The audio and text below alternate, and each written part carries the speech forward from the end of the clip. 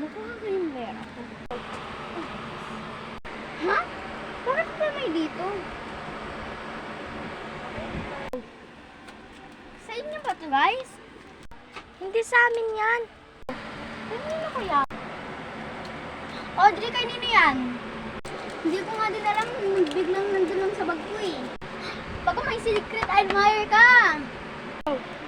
Baka. Basta, sa akin naman ito. Nasa bag ko na eh.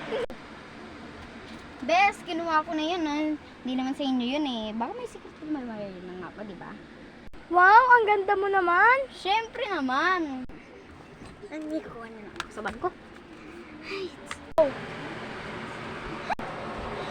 Oh my goodness! Eyelashes set! Feeling ko yung crush ko nagbibigay sa akin nito. Baka nga, yung crush mo yung nagbibigay sa'yo niyan. Basta sa akin na ito. Ay, may bago ako! Sakto, may pupuntahan akong prom.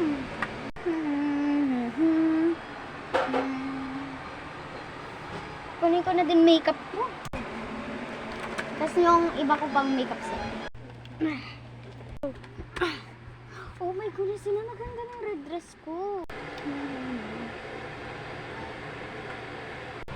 For sure, mapapanala ako sa prom. Ay, aalis na nga. Punta na ako sa kotse.